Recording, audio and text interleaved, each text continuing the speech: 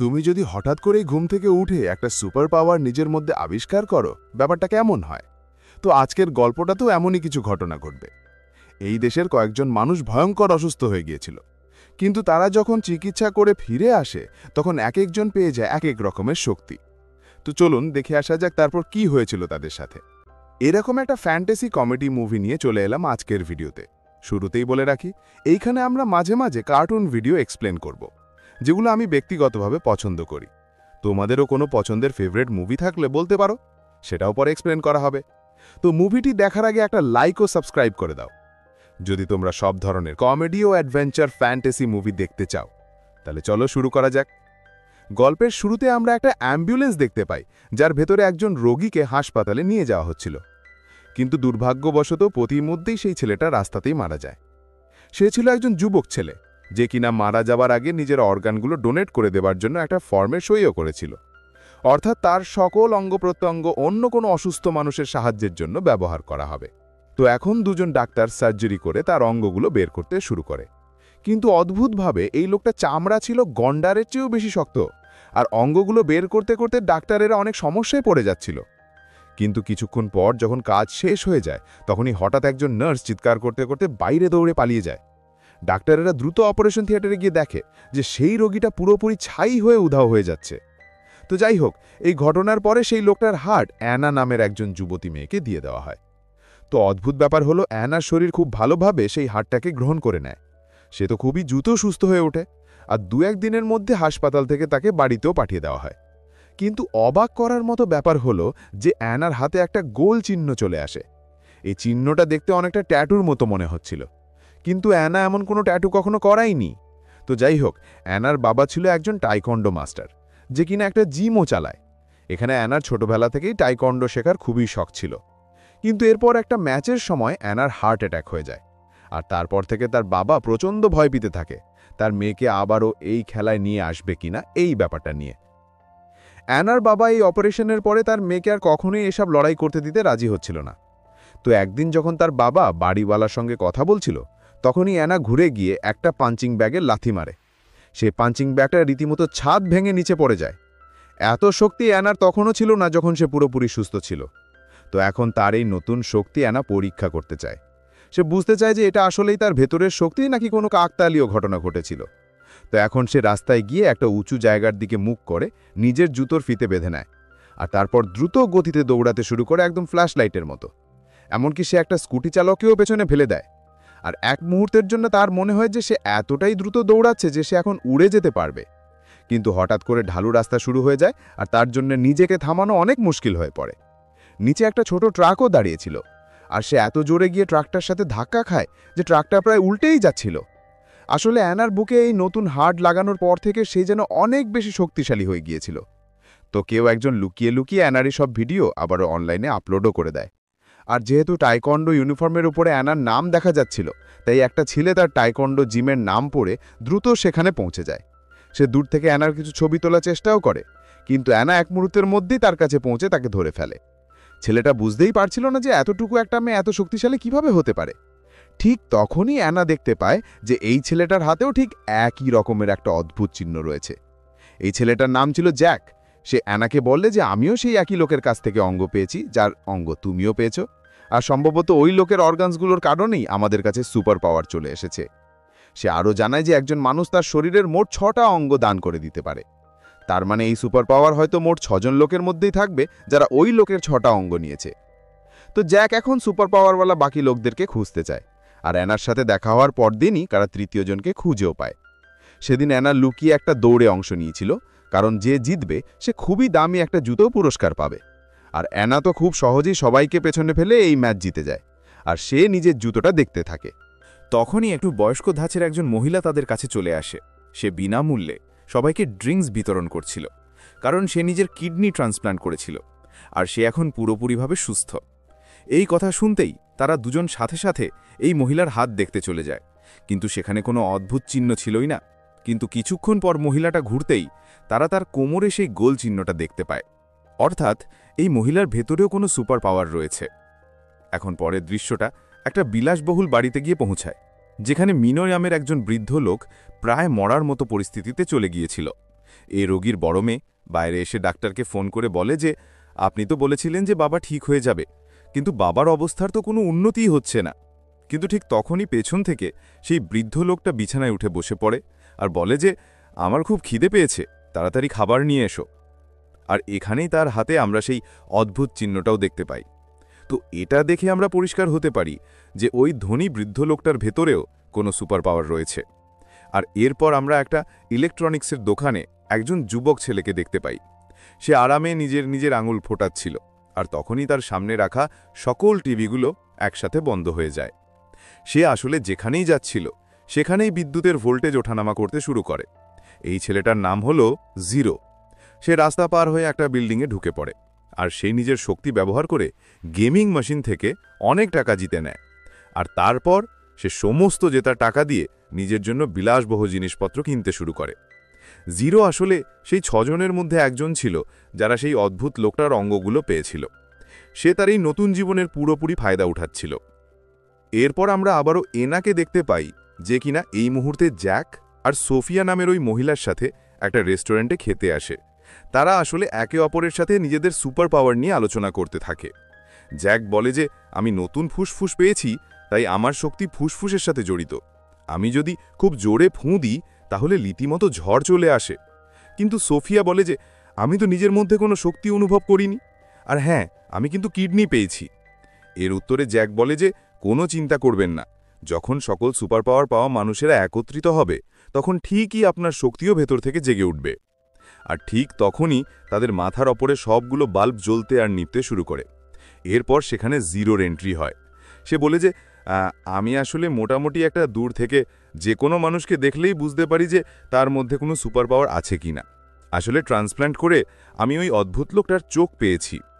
তো জ্যাকের আবার এই নতুন ছেলেটাকে একদমই পছন্দ হচ্ছিল না। সে নাকি এটাও বলে যে আমরা আসলে সবার উপরে এভাবে বিশ্বাস করতে পারি না, আমাদের মধ্যে কেউ না কেউ তো খারাপ হতেই পারে।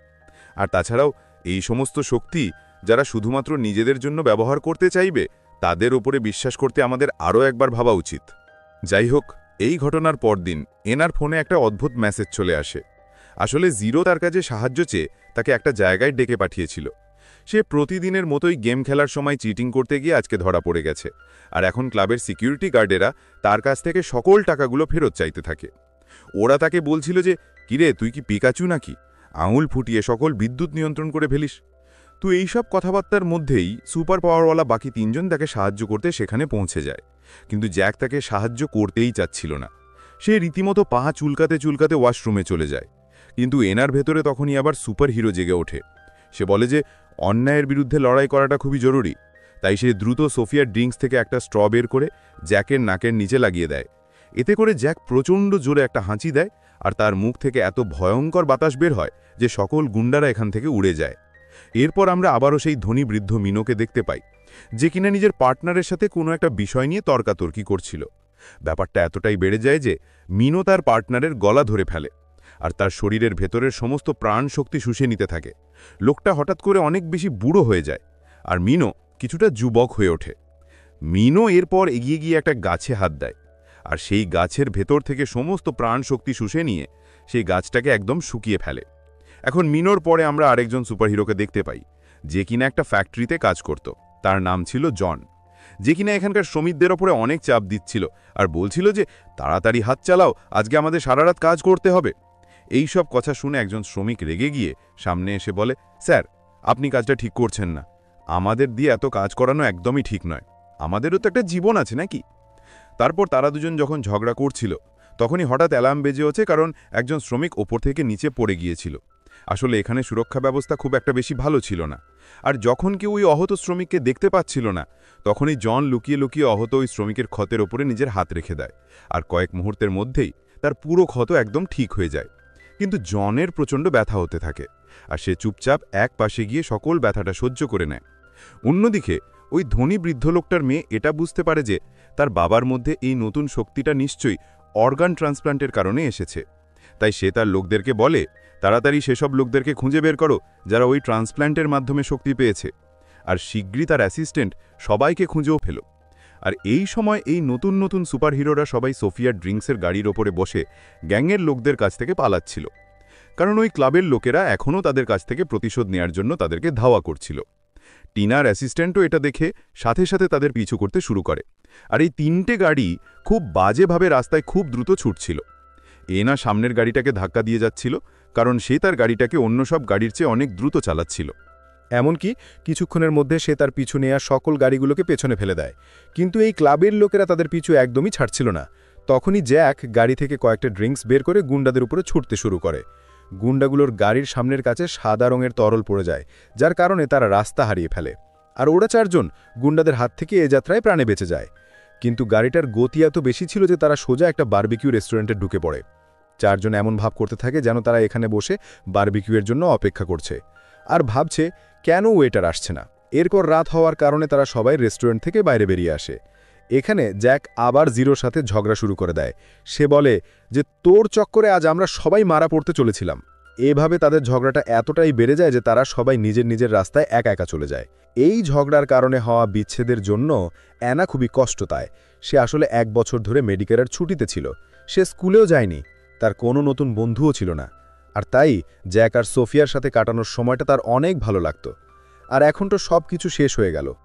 কিন্তু পরের দিন জ্যাকের মাথা কিছুটা ঠান্ডা হতেই সে অ্যানার কাছে ক্ষমা চাইতে চলে আসে।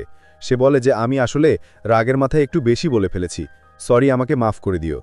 অ্যানা প্রথম একটু নাটক তো করে, কিন্তু তারপর সে তাকে ক্ষমা করে দেয়। তো এখন সে বাকি 4 জনকে আবারও এক জায়গাতে ডাকার পরিকল্পনা করে।